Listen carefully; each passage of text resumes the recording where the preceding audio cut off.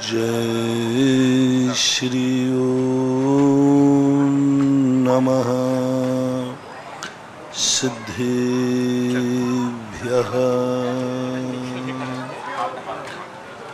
जय श्री ओम नमः सिद्धेभ्यः। सर्वमंगल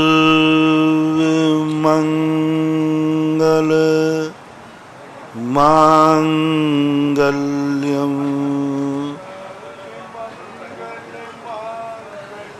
सर्वकल्याणकारकम्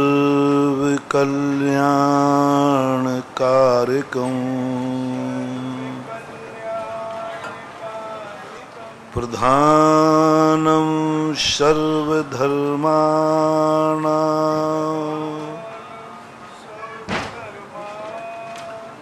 जैनं जयतु शासनम्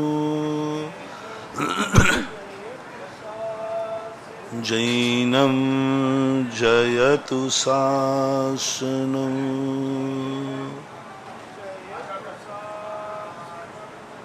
जैनं जयतु शासनम्। पंच परमेष्टि भगवान की जय हो। आचार्य श्री गुरुवर कुंद कुंद महाराज की जय हो। दुनिया में दो प्रकार के लोग हैं, एक अपने से बड़े होते और एक अपने से छोटे होते। हर व्यक्ति किसी न किसी रूप में बीच में ही है। अतीत को उठाएं तो हमारे जैसे अनंत आगे निकल चुके हैं, और भविष्य को उठाएं तो अभी अनंत हमारे पीछे हैं। हर व्यक्ति कहीं ना कहीं से बीच में है। पंच परावर्तनों की श्रृंखला जब देखते हैं तो हम सदा बीच में नजर आएंगे। ऐसे नजर आएंगे बीच में जैसे आकाश में क्षितिज होता है ना। आप कहीं भी किसी भी देश में चले जाएं, आपको ऐसा लगेगा कि मैं आकाश के बीच में हूं, ठीक सेंटर में हूं। बीचों बीच हमारा स्थान है, क्योंकि जहां हम खड़े हो जाते हैं वहीं आकाश छाते के रूप में दिखता है। यहाँ भी देख लो, बॉम्बे वाले से पूछोगे वो कहता मैं भी आकाश के बीच में हूँ। अमेरिका वाले से पूछना, वो कहता मैं भी आकाश के बीच में हूँ। यानी क्षितिज का कितना बड़ा रहस्य है। जो व्यक्ति अपने ऊपर देखता है वह आकाश के मध्य में अपने आप को देखता है। एक बार किसी व्यक्ति ने कहा, बोले महाराज जी आप चतुर्मास कहाँ करोगे? मैंने कहा सीख आकाश के सेंटर में, और जहां मैं चतुर्मास करूं वहां देख लेना ऊपर बिल्कुल आकाश का मध्य भाग दिखेगा। क्योंकि कहीं से भी चले जाओ अनंत का कोई छोर नहीं आएगा। अनंत का मध्य भी अनंत ही होगा। अनंत की चारों दिशाएं भी अनंत ही होंगी। इसी बात को लेकर के एक बार बीरबल से राजा ने बात पूछी कि भाई ये बताओ पृथ्वी का मध्य कहाँ है? अब बीरबल भी जानते कि राजा बेहूदी बातें करता है। पृथ्वी का मध्य बताओ। बैठे टाले राजाओं को कोई काम तो है नहीं। राजा को बस युद्ध छिड़ता रहे तभी तक राजा ठीक ठाक है। और जिस दिन युद्ध बंद हुआ या तो राजा अय्यासी हो जाएगा या फिर वो राजा कोई ना कोई किसी को संकट में डालेगा। नियम है। क्योंकि राजा को युद्ध चलता रहे तब तक राजा की बुद्धि ठिकाने रहती है, और युद्ध खत्म होते ही बस उसके मन में खुरापाती आती। तो बीरबल ने सोचा कि लगता है कि सब तरफ से बादशाह निश्चिंत है, अब मंत्रियों को कोई काम तो रहा नहीं। तो बोले जाओ पृथ्वी नापो। तो बीरबल भी जानते थे कि ऐसे बेहूदी प्रश्नों के उत्तर बेहूदी ही देना। उन्होंने कहा साहब पृथ्वी नापने के लिए टाइम तो लगेगा। बोले लो, बोले साल भर लगेगा। बोले ठीक, साल भर की छुट्टी। बोले खर्चा पानी भी होगा, रस्सी पकड़ेगा, रस्सी नापेगा। तो बोले जो खर्चा चाहिए वो ले लो। 1,00,000 2 लाख मोहरें ली बीरबल ने, 10-5 नौकर चाकर लिए और बीरबल निकल गए अपनी तीर्थ यात्रा पर। अपने रिश्तेदारों के सबके साल भर की छुट्टी मिल गई, पृथ्वी नापना है ना, कोई कुछ बोल ही नहीं सकता। जहां पकड़े जाएंगे तो वो क्या कर रहा है बीरबल यहाँ? बोले पृथ्वी नाप रहा हूं साहब, आपने कहा था। और 1 साल के बाद जब वो लौट के आए, बोले राजा साहब पृथ्वी नप गई। बोले पृथ्वी का मध्य कहाँ निकला? बोले साहब अपन तो दुनिया में अभी तक बहुत अच्छा रहा जो आपने पृथ्वी नपवा ली, बहुत बढ़िया रहा जो आपने पृथ्वी नपवा ली।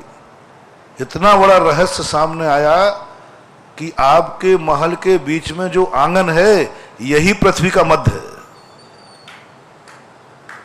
और कीलगार्दी बोले साहब, और बीरबल ने क्या है, एक फीता लाए और आंगन को, चौकोर आंगन था, चारों तरफ से नाप करके बोले साहब यही पृथ्वी का, जो आंगन का मध्य है यही पृथ्वी का मध्य है।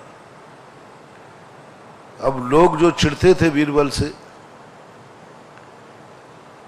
उन्होंने शिकायत की। बोले साहब ना तो ये कहीं पृथ्वी नापी इसने, मुझे कहीं नापते नहीं दिखाए, ये तो अपने रिश्तेदारों के घूमता रहा है। बोले साहब मैं कहीं गया हूं, जहां भी जाऊंगा रिश्तेदार तो मिलेगा ही। तो फिर बीरबल बताओ फिर तुम्हें सबूत क्या है तुम्हारे पास के मध्य? बोले साहब ऊपर आकाश की तरफ देखो,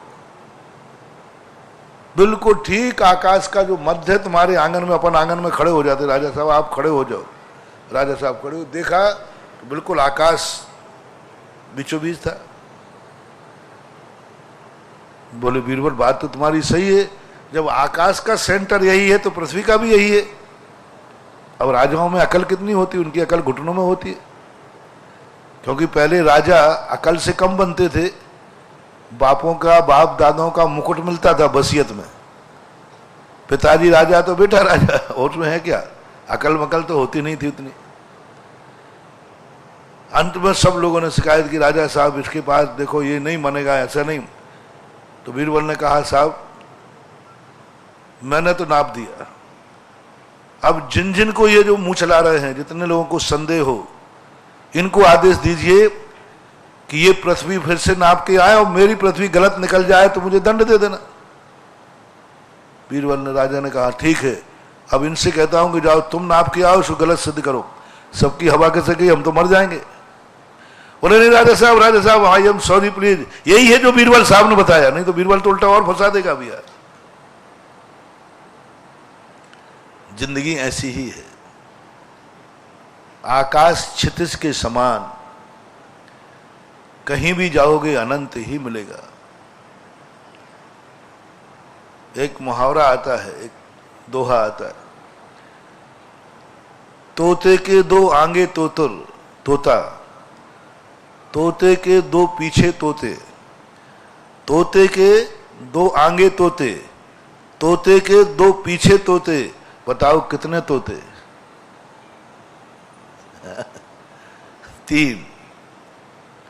अब वैसे कहेंगे तोते के 2 आगे और 2 पीछे तो 5 हो जाएंगे, नहीं, तोते के 2 आगे तोते और तोते के 2 पीछे तोते। पहले वाले तोते को पकड़ेंगे तो उसके पीछे 2 हैं, और पीछे वाले को पकड़ेंगे तो उसके 2 आगे, 3 तोते हैं।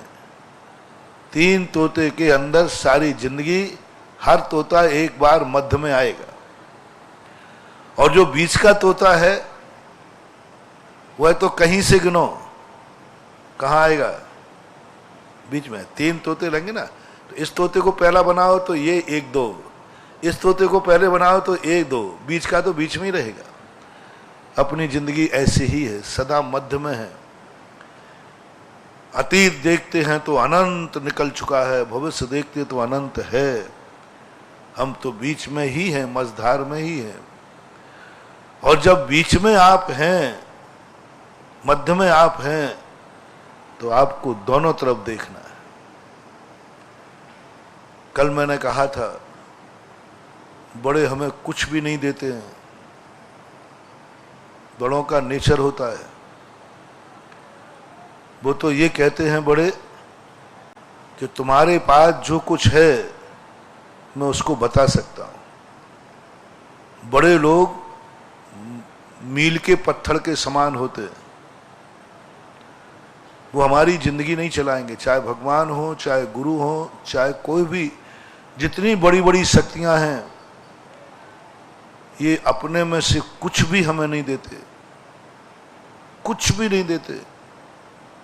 मन भी नहीं, वचन भी नहीं, काय भी नहीं, हमारा कोई अच्छा भी नहीं विचारते, बुरा भी नहीं विचारते, वे तो अपनी आत्मा में लीन रहते। जैसे कल मैंने कहा था, भगवान से कभी तुम्हें कोई एनर्जी मिलने वाली नहीं, सकारात्मक ऊर्जा मिलने वाली नहीं, नकारात्मक भी नहीं मिली। जो मैंने कल बहुत अच्छी तरह समझाया था, तुम लोग भगवान के पीछे संसार चलाने के लिए जब आपका जीवन कम पड़ता है तो आप सोचते हो भगवान से हमें कुछ मिल जाएगा, गुरुओं से कुछ मिल जाएगा। ये ऐसे महापुरुष हैं जिनसे कुछ नहीं मिल रहा, मानवा कुछ नहीं मिल रहा। मैंने खूब भगवान को परख लिया, खूब गड़गड़ा लिया, इतना सा कुछ नहीं देते। इनकी मुद्रा ही बता दे, हाथ पे हाथ रखे बैठने का अर्थ, आशीर्वाद तक नहीं देते। हम तो कम से कम छोटे हैं इसलिए आशीर्वाद मिल रहा है। जितने तुम मेरे से बड़ों पे जाओगे बेटा, वहां ये भी नहीं मिलने वाला। ठन ठन गोपाल। हाँ, जितने जितने बड़ों पे अपन जाते हैं वहां कोई पूछ परख नहीं है, अपन कुछ नहीं मिल रहा। हम तो कम से कम छोटे हैं इसलिए आशीर्वाद देते। जिस दिन मैं बड़ा बन जाऊंगा तो, अभी छोटा हूं इसलिए चल रहा है मां। बड़ों से कुछ नहीं मिलता, आशीर्वाद भी नहीं। हम तो आंख उठा के देख लेते, वो तो देखते भी नहीं।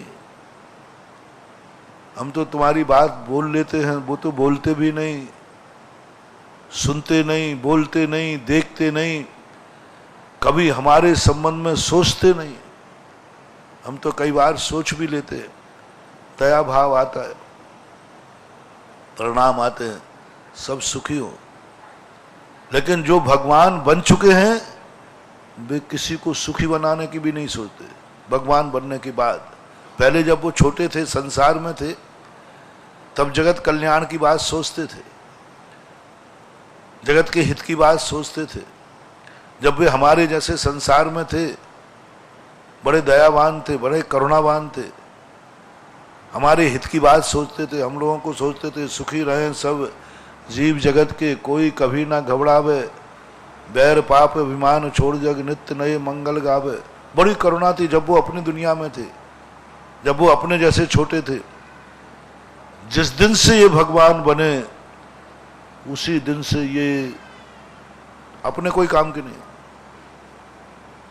कोई काम के अपने संबंध में वो सोचते ही नहीं, वे तो अपनी आत्मा में लीन है। पूज्यवर कुंदकुंद भगवान ने नियम सार में स्पष्ट उल्लेख कर दिया, भगवान बनने के बाद भगवान अपने आत्मा के बाहर कुछ जानते ही नहीं है। जानने में आता है, उपयोग में नहीं है। कभी संसार के कल्याण का भाव नहीं करते, संसार का हित का भाव नहीं करते। उनके सामने हम कितने ही गिड़गिड़ाएं, उनको कोई दया आने वाली नहीं है। उनको खबर हो तब ना। आत्मा का स्वाद ही ऐसा है। जो व्यक्ति अपने आप में पूर्ण संतुष्ट होता है वो दूसरों की चिंता नहीं करता, वो खबर ही नहीं, वो तो अपने आनंद में लीन है। यहीं देख लो ना, जो ज्यादा धन दौलत सुख से भरे हो जाते हैं, प्राय उनको दूसरे से कोई खबर ही नहीं रहती, अपने आप में मस्त रहते हैं। कोई मतलब नहीं कौन कहाँ क्या हो रहा है। वे तो भगवान बन गए, उनको कोई खबर नहीं कौन मर रहा है, कौन जी रहा है, कौन किसको मार रहा है, कुछ भी नहीं। उनको कोई लेना देना नहीं। वे तो अपनी आत्मा के आनंद में इतने लीन हो गए। पूज्यवर भट्टकीर महाराज ने मूलाचार के अंदर मुनिराज की ऐसी दशा बता दी कि जब मुनिराज शुद्ध उपयोग में लीन होते हैं, आत्मानुभूति के अंदर उतर जाते हैं, उस समय उनके गोदी में एक हिरण, किसी शिकारी ने हिरण को तीर मारा और वो हिरण महाराज को महाराज जान के कि महाराज मुझे बचा लेंगे, वो हिरण गोदी में आके गिर गया, चीख रहा है कि मेरा तीर निकाल दो। महाराज को खबर ही नहीं। बोलो कैसी आत्मा की अनुभूति। गोदी में हिरण गिर चुका है, चीख रहा है, त्राही त्राही कर रहा है, और वे मुनिराज आत्मा में इतने लीन हैं उनको खबर ही नहीं। शुद्ध उपयोग ऐसे ही मत मानो कि ऐसी कोई छोटी मोटी चीज नहीं है। हिरण गोदी में गिर गया और चीख रहा है, उनको सुनाई नहीं पड़ रहा है, बहरे नहीं थे, आत्मा में चले गए। शुद्ध उपयोग की दशा को लोग बहुत छोटी चीज मानते हैं। आंख बंद कर लिया तो शुद्ध उपयोग हो गया, तत्व की चर्चा कर दी तो शुद्ध उपयोग हो गया। लो शुद्ध उपयोग की परिभाषा बताता हूं कि शेरनी नौच नौच के शरीर खा रही है, उनको खबर ही नहीं है। हमें तो मच्छर भी बैठा नहीं, अभी आ रहा है तो भी खबर है कि यहां मच्छर आ गया। मच्छर आते ना, आते अरे भाई मच्छर आ रहे हैं यहां।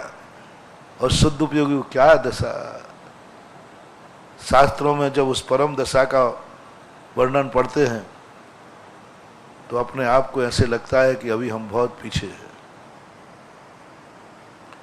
छिज्जद्वा भिज्जद्वा निज्जद्वा अहजाद विप्पल्यम, कैसी बड़ी तम्मा का छवि तहा भी न परिग्रह मज्ज। शरीर छिज जाए, भिज जाए, कट जाए, टूट जाए, मर जाए, फिर भी वह आत्मा के अनुभव से बाहर आते नहीं, उसको पता ही नहीं है, खबर ही नहीं है। हम तो हैकड़ी में बैठ जाए तो खबर तो है कम से कम कि मुझे कोई काट रहा है। हैकड़ी में बैठ सकता है व्यक्ति, कितने काटो, गाने में पेल, कुछ भी करो, हैकड़ी में बैठ जाएगा।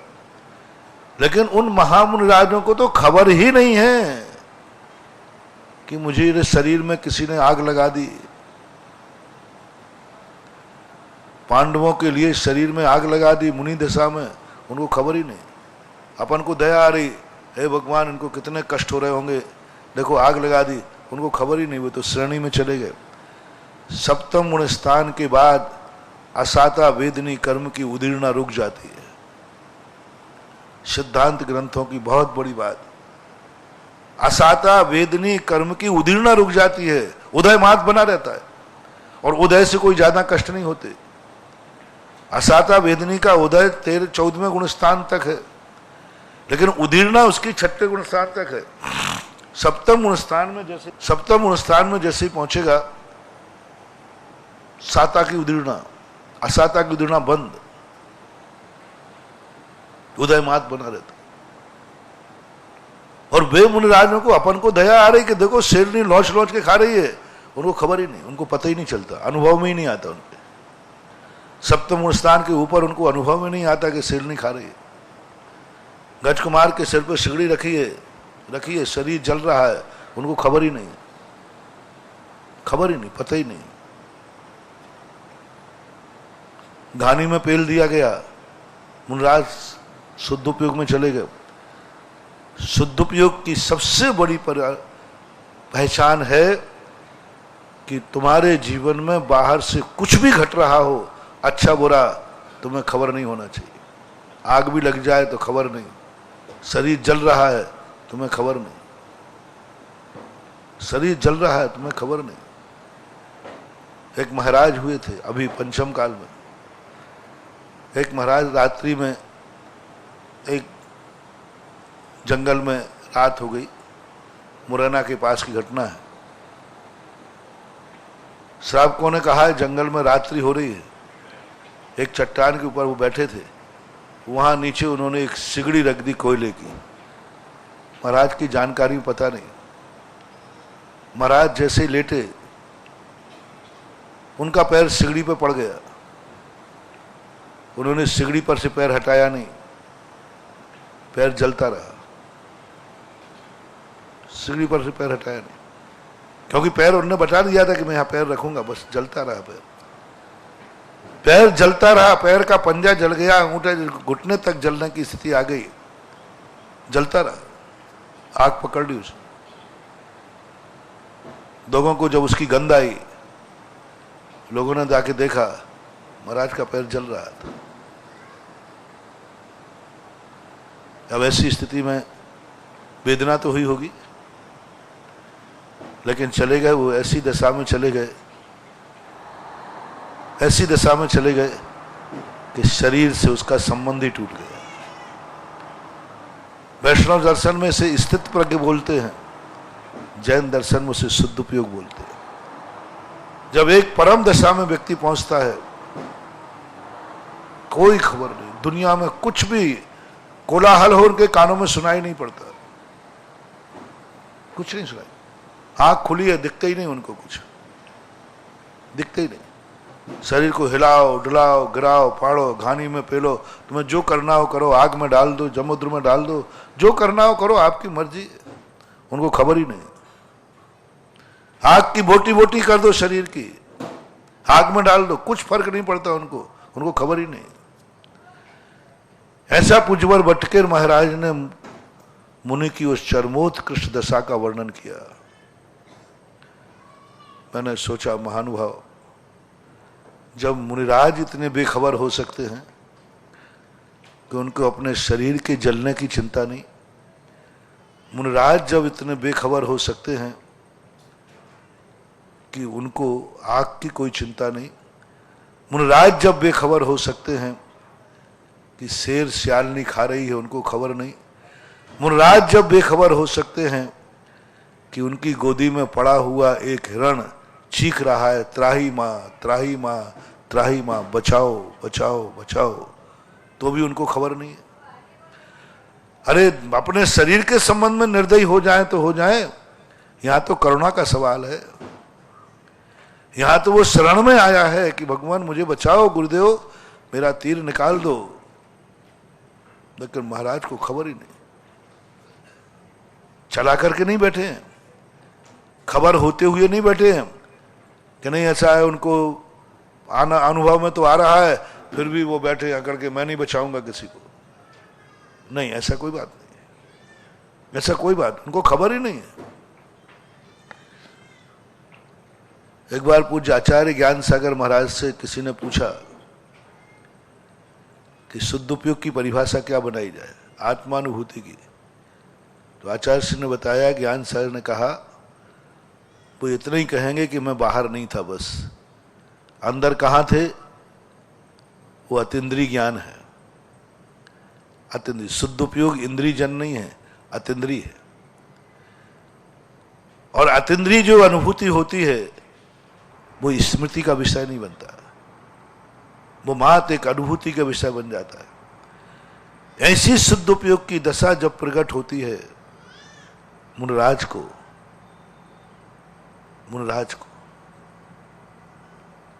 हमेशा नहीं, हर मुनिराज को नहीं। स्पष्ट आचार्यों ने दो प्रकार के मुनिराजों का वर्णन किया, एक शुभोपयोग प्रधानी और एक शुद्धोपयोग प्रधानी। जो शुद्धोपयोग प्रधानी होते हैं उनके जीवन में ऐसी घटना घटती है, जो बाहर आते नहीं। एक कसाय का काल, एक अप्रमत्त दशा का काल खत्म होता है तो अपने आज सहज रूप में झूलते रहते हैं, छठे सातवें गुणस्थान में झूलते रहते हैं। वे शुद्ध उपयोगी मुनिराज जब अपने आत्माभिमुख होते हैं, संसार से बेखबर हो जाते हैं। क्या मच्छरों का खबर, मैं कह रहा हूं शेर का खबर नहीं उनको। सांप उनके शरीर पर लौटते रहते हैं, कीड़ाएं करते हैं, उनको खबर नहीं। ते सुथर मुद्रा देख मृगगण उपल खाज खुजावत, ऐसी सुतर मुद्रा में बैठ जाते हैं कि हिरण क्या मानते हैं कि ये पत्थर की चट्टान है, तो उनकी पीठ से हिरण अपनी पीठ को रगड़ के खाज को खुजाते हैं। जैसे जानवर होते ना, पेड़ों की छाल से या पत्थरों की छाल से अपने को खुजाते हैं, ऐसे मुनिराज जब ध्यान में बैठ जाते हैं तो हिरण वगैरह उनको क्या मानते हैं, ये पत्थर है पत्थर, ठूठ है ठूठ। तेने सुथिर मुद्रा देख मृगगण उपल है, खाज खुजावते, पंडित जी साहब दौलत राम जी कहते हैं कि उपल खाज खुजावते, यानी इतने सुतर मुद्रा है, यानी हिरण जानवर उनसे रगड़ करके खाज खुजा रहे हैं, उनको खबर ही नहीं है, उनको यह भी खबर नहीं कि खाज मुझे लग जाएगी। ऐसी है आत्मदृष्टि, आत्मा भी मुख, आत्मा मात्र अभी उपयोग में आई है, आत्मा अभी ऐसी उपयोग में आई है, ऐसी उपयोग में आई हुई आत्मा के लीन होने का ये परिणाम, ये आनंद,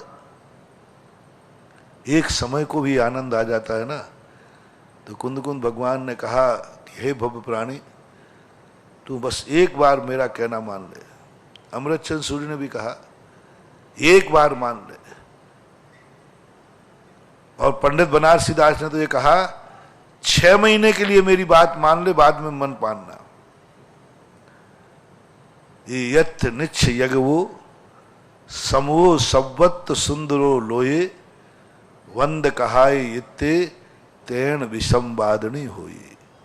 ये यथ निच्छ यज्ञवो समो संवत सुंदरो लोये, बस एक समय को तू उस आत्मा का अनुभव कर ले, बस एक समय के लिए जो मैंने वर्णन किया, एक समय को कर ले, बस ज्यादा नहीं कहूंगा, बाद में तू छोड़ देना। एक समय की बात कही उन्होंने, एक समय को उस आत्मा का स्पर्श कर ले, एक बार देख ले मेरा। तू तो दुनिया की बातें मानता रहता है, दुनिया की कहे न पता नहीं क्या क्या कर डाले तूने, एक बार मेरी बात मान ले, एक बार तू बात मान ले, बस बार बार मैं कहूंगा ही नहीं, नियम लेता हूं दोबारा नहीं बोलूंगा, बस एक बार मान ले। क्योंकि उनको विश्वास है कि एक बार जो उस आत्मा का स्पर्श कर लेगा, फिर मोहर मोहर आत्मानम स्पर्शन सन, अमृतचंद सूरी महाराज कहते हैं। वो बार बार उसको चाहेगा ही, एक बार चस्का तो ले ले। अंग्रेजों ने यही तो किया था सबसे, एक बार तो साहब चाय पी लो, फोकट में पी लो, और पैसा और ले लो। ये चाय अंग्रेजों की देन थी, और बड़ी कूटनीति से वो चाय पर उसको भरोसा था कि एक बार जो चाय का चस्का ले लेगा। बताते पहले चाय प्याऊ खुलती थी, प्याऊ जैसे प्याऊ होती ना, और चाय मग भर के मिलती थी, वो 5 पैसा मिलता था। बस एक बार पी लीजिए, वो हाथ जोड़ते, साहब एक बार तो पीजिए। उन्हें मालूम था कि एक बार जो इसको चस्का ले लेगा, जिंदगी इसका गुलाम हो जाएगा, गुलाम हो जाएगा। धीरे धीरे पैसे हटा दिए, चाय बची। अब तो उल्टा इतना सा आधा कट और 5 रुपये, और जिस दिन नहीं मिले उस दिन आपका क्या होता है, पृथ्वी घूमती है, चक्कर, चस्का लग गया बस। जैसे व्यसन होता है ना, व्यसन का एक बार चस्का लग जाए, एक बार व्यक्ति गुटखा खा ले, बस एक बार खाइए साहब, देखिए तो सही, मजा चक्के, बाद में मत खाना। बाद में क्या नहीं खाना, बाद में तो वो गुलाम हो जाएगा। शराब का चस्का एक बार तो पी ले, फिर शराब कहती है मैं तुझे नहीं छोड़ूंगी, तू मुझे नहीं छोड़ेगा। संसार की सारी स्थितियां ऐसा ही है बंधु। संसार का जितना भी व्यसन है, पंच इंद्रियों के विषय हैं, ये एक बार ग्रहण करने के बाद इनका छूटते ही नहीं। वो पढ़ते हो ना आप लोग पूजा में, सोचा करता हूं भोगों से बुझ जावेगी इच्छा ज्वाला, परिणाम निकलता है लेकिन मानो पावक में नहीं डाला। सोचते हैं कि अपने विषयों की इच्छा तृप्त हो जाएगी, पूर्ण हो जाएगी, नहीं। विषयों की इच्छा की पूर्ति ऐसे ही कही गई जैसे अग्नि को घी से बुझाना। अग्नि को यदि हम घी से बुझाएंगे तो अग्नि जलेगी कि बुझेगी भैया, बोलो ना, बोलो। ऐसे ये पंचेंद्रिय के विषय हैं, इनको जितना जितना अपन भोगते हैं उतनी उतनी इनकी आकुलता और बढ़ती है, तृष्णा बढ़ती है। तृष्णा नागिन ज्यों ज्यों डंके, लहर जहर की आवे। जितना मिलता जाएगा उसके प्रति कभी तृप्त तो होना ही नहीं, कभी नहीं होना, बल्कि उनकी ललक और बढ़ जाती है। व्यसनी को आप देखना, जैसे जैसे उसकी व्यसन की आदत बढ़ती जाती है, तैसे तैसे उसकी इतनी तलब बढ़ जाती है, इतनी तलब बढ़ जाती है कि वे घर में चोरी करना शुरू कर देते, अपने परिवार के धन दौलत जेवरात बेच देते हैं। इतनी तलब बढ़ जाती है कि वो ना मिले तो मरने को तैयार हो जाता है। यानी देखो कितना मूल्य हो गया उस तलब का, उस स्मैक का, उस शराब का, उस नशे का, कि वो कहता है या तो नशा मिले नहीं तो प्राण दे दो। यानी प्राणों से भी ज्यादा मूल्यवान हो जाता है जो एक बार ग्रहण कर ले, बस फिर तो वह जिंदगी बर्बाद कर देता है, उसी में मर जाता है। अब ऐसी ललक, हमने ऐसे से लोग देखे कि एक बार वो ललक आ जाए। एक बच्चा था, बच्चा क्या था, बाप था, वो शराब की इतनी ललक पड़ी, पेपर में भी पढ़ा था कि अब शराब का नशा काम नहीं करता, इंजेक्शन काम नहीं करते। उसने एक महान जहरीली नागिन पाल रखी, जो नागिन इतनी खतरनाक कि फुसकारने से मर जाए। वो प्रतिदिन सुबह उठ करके उस नागिन से जीभ पे कटवाता था, जीभ पे कटवाएगा, तब उसको थोड़ा सा नशा चढ़ता था। धीरे धीरे अभ्यास होने के बाद ऐसा ही एक व्यक्ति, उसका परिवार भक्तों में था, आया, बोले महाराज जी वो उसी दिन मेरा वहां जाना हुआ, वो मरने का मन बना लिया। खूब अच्छा भरा पूरा परिवार था, सब खाता पीता, खूब अच्छे आदमी थे, बड़े आदमी थे, एक ही बेटा था। अब उसके लिए कोई काम ही नहीं कर रहा है नशा, अब वो मछली सा तड़पता है, मछली सा। उसने मरने का मन बना लिया। पता नहीं उसके भाग्य क्या थे कि मेरा वहां उस नगर में पहुंचना हुआ, तो उसके मन में ये भाव आ गया कि अब मर ही रहा हूं तो महाराज के दर्शन करके मरूं। और मेरे पास आते ही उसने ऐसा नमस्कार किया कि वो गर्दन उठाने को तैयार ही नहीं। मैंने कहा भाई क्या बात है, दर्शन हो गया तो चलो बाहर चलो, दूसरे लोग करने दो। उसने उठाया तो उसकी आंखों में आंसू थे। मैंने क्या बात? बोले कुछ नहीं महाराज, ऐसे आपके दर्शन करके आंसू आ गए। मैंने कहा बात क्या है, तू बहुत रो रहा है, क्या बात है? बोले कुछ नहीं महाराज, बस जा रहा हूं। बस एकाएक उसके मन में निकल आया, बस महाराज जा रहा हूं, आशीर्वाद दो, आज का अंतिम दर्शन है। मैंने कहा अंतिम दर्शन है, मामला क्या है? मैंने उसको बैठा था, बोली बात क्या है? उसने कहा महाराज अब मैं जी नहीं सकता, मरने के से की वेदना से ज्यादा वेदना मुझे जिंदा रहने में है। पूरी कहानी उसने बताई कि मैं अब इंजेक्शन भी हमारे बंद कर दिए, सब बंद हो रहे, अब एक ही मौका है मरने का। अब जो व्यक्ति मरने की ठान चुका हो उसको अब ज्यादा मत समझाना, मरने से रोकना नहीं, क्योंकि वो ठान चुका है। यदि तुमने रोका तो वो चोरी से मर जाएगा, भाग जाएगा। मैंने कहा अच्छा, अब जिंदगी में कोई? बोले महाराज कोई मजा नहीं, वेदना ही वेदना। हम 24 घंटे तड़प रहे, 2-2 3-3 इंजेक्शन लगा लिए, सब कुछ कर लिया, कोई असर नहीं होता, पूरा शरीर टूटता है। मैंने कहा अच्छा मरने का पक्का हो गया? मैंने पक्का हो गया। तो मैंने कहा भाई जब मरना ही है तो मेरा एक बात मान लो, आज का मुहूर्त ठीक नहीं है मरने के लिए। मरने के लिए मुहूर्त ठीक नहीं है आज का। तुझे मरना है तो मर जा, मेरी कोई आपत्ति नहीं, लेकिन अब मर ही रहा है और तू गुरु के पास ही आ गया है तो मैं मरने का मुहूर्त निकाल दूं, उस दिन मर जाना। इतने दिन कष्ट उठाए तो और उठा ले, कम से कम आज तो मत मर। आज का मुहूर्त ठीक नहीं, आज का जो मरेगा तो बेटा अगले भाव में और तड़पेगा। फिर मैंने खूब जम गई, मैंने कि मरेगा तो ऐसा मरेगा कि यहाँ तो हाथ पैर टूटे, वहां तो टुकड़े टुकड़े काटे जाएंगे तेरे। खूब समझा। मैंने कि आज मत मर, आज मत मर, बस इतना। मरना है तो मैं तेरे मरने का मुहूर्त में निकालता हूं।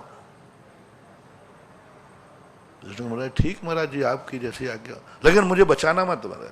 नहीं, मैंने कहा अरे मैं बचाने का सवाल ही नहीं उठता, क्यों बचाऊंगा तुझे?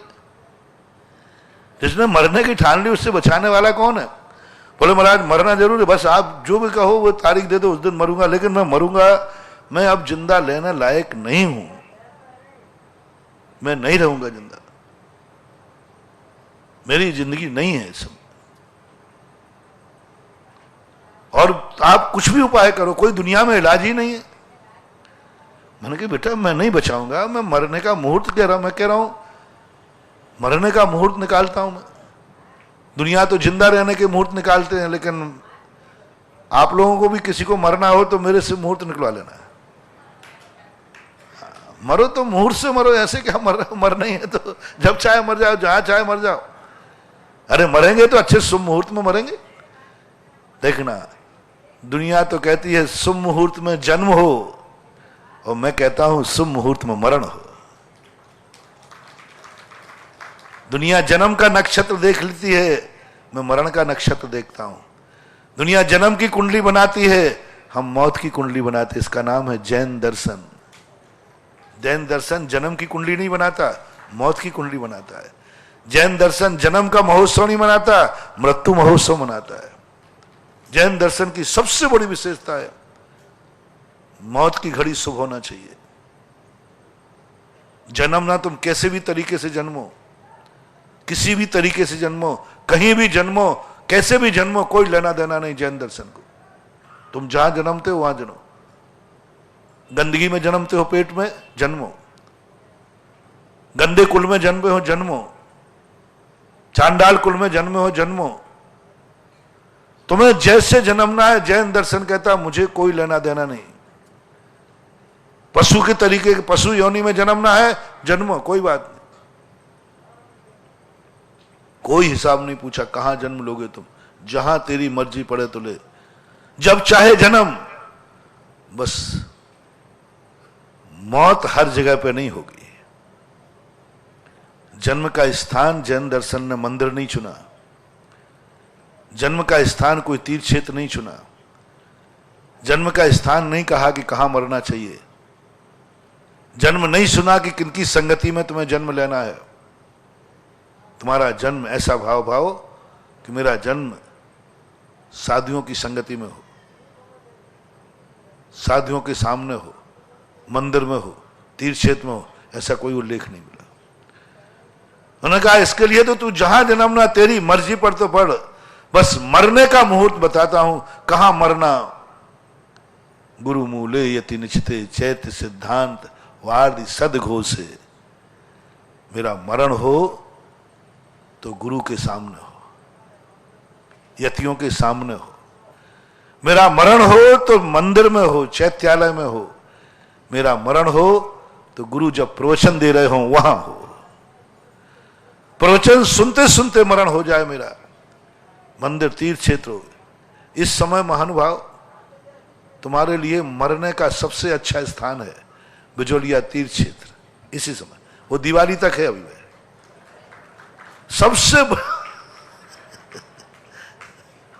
सबसे बढ़िया स्थान है। इससे अच्छा मरने का स्थान कोई मिलने वाला, जन्मने का नहीं कह रहा हूं, मरने का सबसे बढ़िया स्थान है तीर्थ क्षेत्र तो है ही। एक पूज्यपाल स्वामी के अनुसार मरने का स्थान होता है, पूरा तीर्थ क्षेत्र है। और साधु तुम्हारे सामने चतुर्मास कर रहे हैं, और प्रवचन भी दोनों टाइम हो रहे हैं। जिस समय तुम तिजोरिया तीर्थ क्षेत्र पर प्रवचन सुन रहे हो, बस सबसे बढ़िया समय यही मरने का है। चैत्य सिद्धांत वार्धि सदघोषे, चैत्यालय हो और गुरु महाराज सिद्धांत तत्व की चर्चा सुना रहे हो। हे भगवान, पूज्यपाल स्वामी मरने का समय मांगते। हे भगवान, मैंने कभी जन्म का समय नहीं मांगा, मेरा जन्म कहाँ हो, मेरा जन्म कैसे हो, मेरा जन्म कब हो, ये नहीं मांगा प्रभु। बस एक प्रार्थना पूज्यपाल स्वामी कहते हैं, बस मरने के लिए मैं प्रार्थना करता हूं मेरा जब भी मरण हो किसी तीर्थ क्षेत्र पर हो, मंदिर में हो।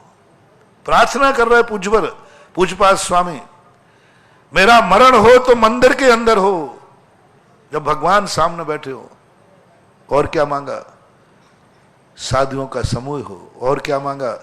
बोले साधु महाराज प्रवचन कर रहे हो, बस उस समय मेरे प्राण निकल जाए। बस भले मैं प्रवचन सुन पाऊं या न सुन पाऊं, बस प्रवचन सुनते सुनते मेरे प्राण निकल जाए। यानी मरने का सबसे बढ़िया सभा है गुरु की प्रवचन सभा में मौत हो जाए। तुम उसे उल्टा मानोगे, तुम उल्टा मानोगे। महाराज जी मर जाऊंगा तो फिर कभी हमारे परिवार के लोग आपका प्रवचन नहीं सुनेंगे, क्योंकि महाराज के प्रवचन हमें फलते नहीं है। तुम्हारी माया उल्टी है। मांगो तो ऐसा मांगो कि मेरा मरण हो तो सम्मेश शिखर जी में हो। मांगो तो ऐसा मांगो कि मेरा मरण हो तो दिवाली के दिन हो। तब उल्टा करते हो, सब उल्टा करते हो। दिवाली को कोई मर जाए ना तो दिया बंद, और दिया बत्ती बंद। अब कब तक बंद?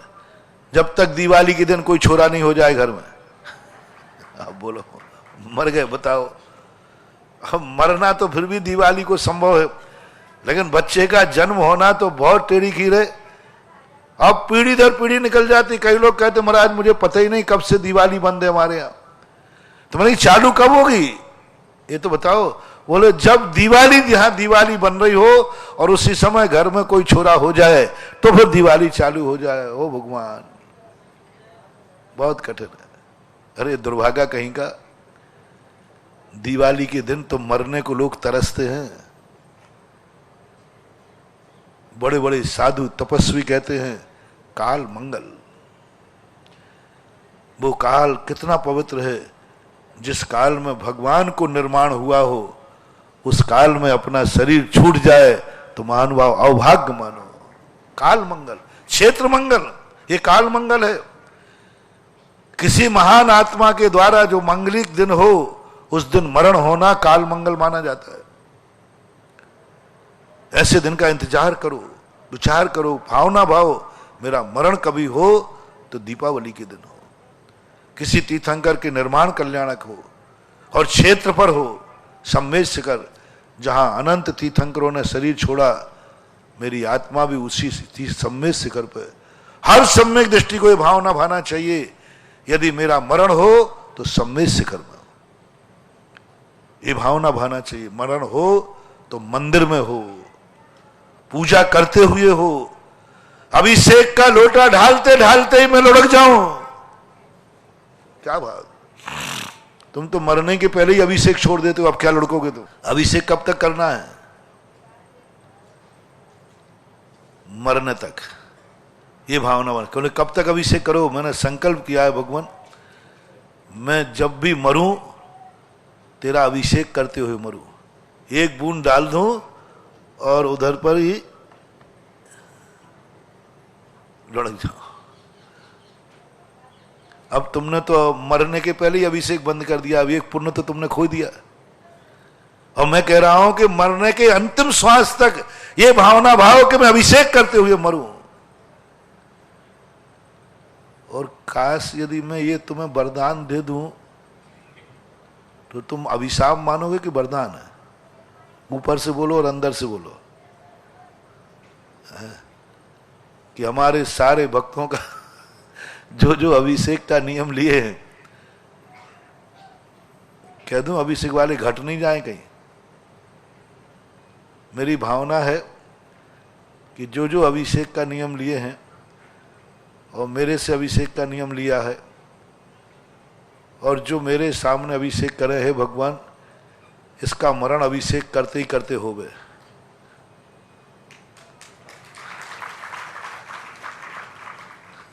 कई लोग कहेंगे भैया अपन को अभिषेक करने नहीं जाना, ये बाबा खतरनाक है। मेरा भाव है कि मेरा भी हो, मेरे भक्तों का जब भी मरण हो सम्मेद शिखर की वंदना करते हुए हो। तो किसी और हिल स्टेशन पे घूमने जाने के लिए नहीं हो। इतना तो कम से कम मौत तो निश्चित है, इतना तो कर लो कि भगवान मेरा मरण हो कभी तो कहीं किसी पाप कार्य के लिए ना जा रहा हूं, उस समय हो एक्सीडेंट होना ही है, करो ये प्रार्थना है, एक्सीडेंट होना ही है। तो किसी बारात में जाते समय ना होवे, किसी व्यापार में जाते समय ना होवे, कहीं घूमने जा रहा हूं वहां ना होवे, कहीं किट्टी पार्टी में जा रही है वहां नहीं होवे। हाँ, मेरा मरण होवे यदि एक्सीडेंट हो नहीं हो, जब मैं गुरु महाराज के दर्शन करने जा रहा हूं उस समय हो जाए। मैं भगवान के वंदना करने जा रहा हूं उस समय मेरा मरण हो जाए। चाहे भले एक्सीडेंट होना तो हो, लेकिन सम्मेद शिखर की यात्रा में जाते समय हो। कई लोग कहते महाराज जी ये क्या पाप हो गया, इतने भाव से अच्छे जा रहे थे वो सम्मेद शिखर की वंदना करने, इतने अच्छे भाव से वो तुम्हारे आपके दर्शन करने आ रहे थे, रास्ते में मर गए। मैंने कहा ये दुर्भाग्य नहीं है, ये सौभाग्य है, ये दुर्लभतम दुर्लभ है। हाँ, दुनिया में और कहीं जाने वालों का एक्सीडेंट नहीं होता हो, महज जो गुरु दर्शन करने जाता है उसी का एक्सीडेंट होता हो, सो बात अलग है। बोलो, गुरु के दर्शन करने वालों की कितनी मौतें होती हैं और दुनिया के दर्शन करने जाने वालों में कितनी मौतें होती हैं। आए दिन पेपर भरे पड़े, गुरु के दर्शन में मौत होनी है तो गुरु के। मेढक ने क्या सोचा था, यही तो सोचा था, वो जानता था कि इस भीड़ में मैं बचूंगा नहीं। कई मेढकों ने कहा भी होगा शायद उनकी भाषा में, अरे कहां जा रहा है, वहां कुचल जाएगा। महावीर स्वामी हैं, बड़े बड़े राजा महाराजा वहां पर आते हैं हाथी लेकर, घोड़ा लेकर, तो मर जाएगा। वो कहता है मेढक ने क्या सोचा होगा कि यहां जंगल में भी कोई उन्मत्त हाथी आ जाए तो वही कुचल देगा। मरूंगा तो कम से कम भगवान के दर्शन करते समय ही तो मरूंगा, जाते समय मर गया। कई लोग कहते महाराज धर्म का अतिशय क्या, फलाना व्यक्ति महाराज के दर्शन करने जा रहा था, रास्ते में मर गया, सम्मेद शिखर जा रहा था मर गया, धर्म कार्य के लिए जा रहा था मर गया। महाराज पर धर्म का अतिशय क्या? अरे भाई तुम इनकी बात कर रहे हो, मंदिरों की बात। साक्षात तीर्थंकर के दर्शन करने जा रहा था, साक्षात महावीर स्वामी के दर्शन करने जा रहा था मेढक। महावीर स्वामी का अतिशय उन भक्तों को क्यों नहीं बचा पाया, क्यों नहीं बचा पाया? साक्षात तीर्थंकर 34 अतिशय जिनके जीवन में है, 34 अतिशय जिनके भरे पड़े हैं, 64 रिद्धियों के स्वामी हैं, केवल ज्ञान के अतिशय आप सबने सुने। उसके बावजूद भी वो मेढक मर गया। ये उदाहरण पूज्यवर समंतभद्र महाराज ने देकर हमारी आंखें खोल दी। जो ये कहते हैं धर्म कार्य के लिए गया था, ऐसी दुर्घटना हो गई, काय का धर्म, काय का अतिशय। तो समंतभद्र महाराज कहते हैं तू यहाँ की बात कर रहे हैं, मैं साक्षात तीर्थंकर के दर्शन करने जा रहा है और उसका एक्सीडेंट हो गया, मेढक का एक्सीडेंट ही है, कुचल गया। बंधु, सवाल एक्सीडेंट का नहीं है, सवाल इतना सा है कि भगवान के दर्शन करते समय एक्सीडेंट हो जाए, बस बस, और कुछ नहीं चाहिए अपन को। ऐसे परिणाम सबके बनना चाहिए, लेकिन नहीं बनते। तो मैंने उसके लिए कहा कि भाई तेरा मुहूर्त अच्छा है, मरना है तो मैं तो सभी से कहता हूं, सभी लोग अच्छे अच्छे अच्छे मुहूर्त में मरो भैया, अच्छे स्थान पे मरो। मंदिर ये तुम्हारी पूजा के लिए ही नहीं है, ये मंदिर मरने के लिए है, सही पूछा जाए तो। जिस दिन से समंतभद्र पूज्यपाद स्वामी की पंक्ति पढ़ी, तब तो मैं समझता था कि ये मंदिर तो मात्र पूजा के लिए है, भक्ति के लिए है, धर्म ध्यान करने के लिए है। पर पूज्यपाद स्वामी ने तो गजब कर दिया, बोले मंदिर मरने के लिए है। चैत्य सिद्धांत वार्य सदघोषे मम भवतु जन्म मरणम समन्वितम, कितनी बड़ी बात कही। मांग रहे हैं कि मेरा मरण मंदिर में हो। बोलो, आज तक तुमने कभी सुना कि मंदिर मरने के लिए बनाए जाते? मैंने भी नहीं सुना था। मैंने भी नहीं सुना था कि मंदिर तो हमेशा जिंदा रहने के लिए है, जिंदा रहने के लिए अपने आराम से पूजा पाठ करो, पुण्य कमाओ। लेकिन पूज्यपाद स्वामी कहते हैं मेरा मरण मंदिर में हो। मैंने मंदिर काहे के लिए बनाया है? मरने के लिए। सुनो, आज तक नहीं सुनी हुई वो बात सुनो। कोई पूछे ये मंदिर क्यों बना रहे हो? बोले मरने के लिए। ये पूजा क्यों कर रहे हो? बोले मरने के लिए। इतना अभिषेक क्यों कर रहे हो? मरने के लिए। बोले क्यों? बोले मैंने ठान लिया है, मैंने प्रार्थना की है कि मेरा मरण मंदिर में हो, इसलिए मंदिर हो गई, नहीं तो क्या मरोगे। सुनो रे, सब लोगों को एक एक मंदिर बनाना है। सुन रहे हो ना? जोर से बोलो, और जोर से बोलो। सारे सब लोगों को एक एक मंदिर बनाना है जरूर। काय के लिए महाराज? मरने के लिए। और मंदिर ही नहीं होगे तो फिर मरोगे क्या? पूज्यपाद स्वामी कहते मंदिर में मर। तेरी मौत आए तो प्रार्थना कर कि मेरी मौत यदि आ जाए, फांसी मत लगाना, नहीं तो यहां कल से मरना शुरू कर दो। आप तो जाने तुम लोग क्या भरोसा। अरे राम राम, हाँ दुनिया का कोई भरोसा नहीं, कुछ भी आना। महाराज ने कहा मंदिर में मरना, तो मैं अब फांसी लगा के मंदिर भगवान में मर रहा हूं। गुरु जी ने कहा है मंदिर में आके सेल फास खा लेना। फिर नहीं नहीं, मौत आ जाए तो मंदिर में आवे, मंदिर में आवे। ये मंदिरों को मात पूजा के स्थान मत बनाओ, ये मंदिर में मरने का सौभाग्य पाओ। मत सोचो कि मंदिर में मर जाऊंगा तो सूतक हो जाएगा, पर कुछ नहीं, मरने के लिए ही मंदिर है, मरने के लिए बनाओ। अभिषेक क्यों कर रहे हो तुम इतना? प्रतिदिन एक भी दिन नहीं छोड़ते हो। बोले भाई मेरा नियम है कि मैं मरूं तो अभिषेक करते हुए मरूं, मौत का पता नहीं किस दिन आ जाए, इसलिए प्रतिदिन करता हूं। सबरी से पूछा तू प्रतिदिन इंतजार क्यों करती है? रास्ते को साफ करती है, सजाती है। 3000 वर्ष तक सबरी ने अपने आराध्य का स्मरण किया, वैष्णव दर्शन में आया 3000 वर्ष तक, और प्रतिदिन करती थी। और वही उत्साह, बच्चे छेड़ते थे, दादी माँ तेरे भगवान कहाँ है? बोले भगवान बहुत बड़े आदमी है। वो क्या समझाती थी? बहुत बड़े आदमी है, उसके भक्त बहुत हैं, उसको अभी टाइम फुर्सत नहीं मिलेगी, घिरा रहते हैं हमेशा। कल देखो पक्का आएगा, कल पक्का। और सुबह उठ करके ऐसा तैयारी करती थी जैसे आज तो पक्का, और शाम होती फिर नहीं आते। कल फिर, कल फिर, कल फिर। तुम कितना इंतजार करोगे? यदि 2-4 दिन चौके में महाराज जी नहीं आए, बस उथल पुथल चालू, महाराज देखते ही नहीं है। फिर किसी से कहलवाओगे, और फिर कोई की नहीं सुनेंगे तो स्वयं महाराज जी इतने जोर से क्यों बोल रहा है, दादागिरी कर रहा है। सोच लो महाराज जी आज 10 दिन हो 10 दिन हो गए। 3000 वर्ष महानुभाव क्या कहलाता है, और उसका उत्साह कम नहीं हुआ। आखिर आशा का संबल का एक समय होता है।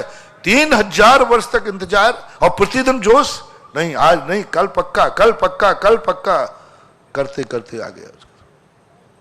आखिर 3000 वर्ष बाद से ही पता नहीं कब आ जाए, पता नहीं कब आ जाए। इसलिए 24 घंटे तुम नमोकार मंत्र पढ़ा करो, भगवान का नाम लिया करो। कोई पूछे क्यों? बोले मैं नाम लेते हुए मरना चाहता हूं। लो सुनो कान खोल करके, नमोकार मंत्र, भगवान का नाम, गुरु का नाम, जिंदा रहने के लिए नहीं ले रहा हूं, इसलिए कि भगवान का नाम लूंगा तो मैं जिंदा रह जाऊंगा, मैं अमर हो जाऊंगा, इसके लिए नहीं कह रहा हूं। निरंतर भगवान का नाम लो। कोई पूछे किस लिए?